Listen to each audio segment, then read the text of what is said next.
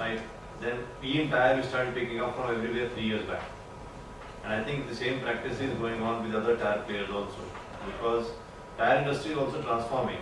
Now, the kind of outlets of tire which you see now, they're very different from what were there earlier. Yeah, true. So the skill what you need is more from either consumer durable or FMCG. Correct. From that perspective. So you need to pull out those kind of things. Similarly, manufacturing if it is going more high tech, then obviously we may pick up from some other place. So that transformation happens depending on the type of percentage of growth you have and the percentage of growth of talent available in the same industry, and what practices you are pulling up from other industry into yours. So that's a way retail picked up talent from everywhere. So that's what we have been doing, I think, and that's all. No, that's very true. The question here is, from your own industry, your recruitment team can do a good job.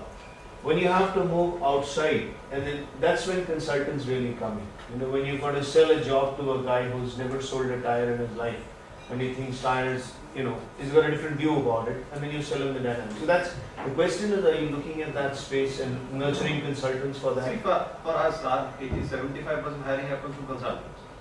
So 25% through reference and few other things. Yeah. So we have been actually doing the last 4-5 years like that only. I think it's very difficult to say that from consultant or internal, because position, it depends on position to position.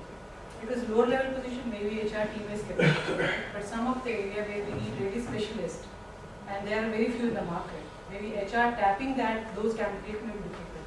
So probably then we go to the consultant.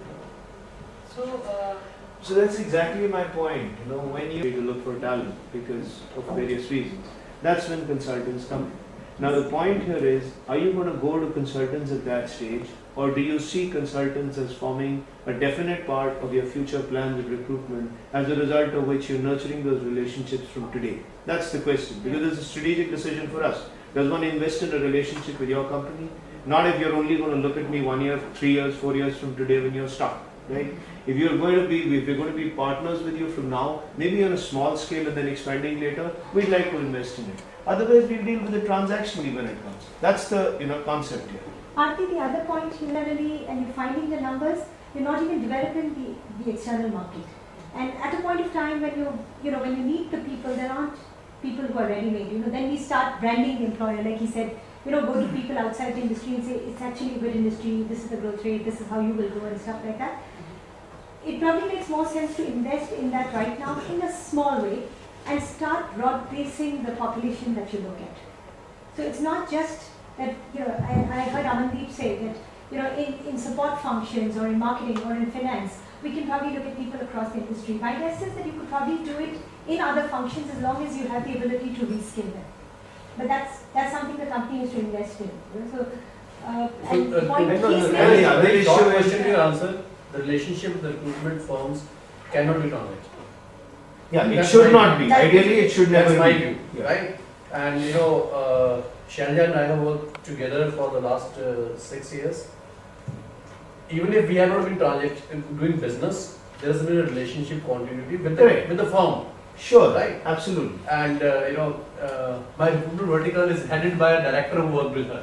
So the relationship has been so Cemented. intense, right? Shadi No, that's exactly the point. If it has to be. And the other thing is, when there are cost pressures, it's one thing. Then it's like all hands on board. But Donnie, I'll tell you their perspective. A lot of times I hear a lot of people saying that जब काम होता है तो हमारे पास आ जाते हैं. Then they want to invest in the relationship. जब काम नहीं होता है तो कोई इन्वेस्टिंग नहीं करता है, कोई मिलने भी नहीं आता है. जब when times are tough, where are you guys? Can't you guys 1 or 2 reference? I mean, that's how you build the relationship. Yeah, You give some sure. references, listen, I found a good guy, no commercial thing, in case you want to hire him, go ahead. The whole point of building the relationship is to be there also in the tough times. Sure. When you're there in the tough times, in the good times, you will be reaping the reward. Yeah, so I was just coming to one last point, which is that pressures, if even as a strategy you want to minimize, or you have an internal referral, which is an employee who speaks well about you, that's fine. But as long as you maintain a basic principle of may the best man get the job. I have 4 sources that all 4 work, and may the best man get the job.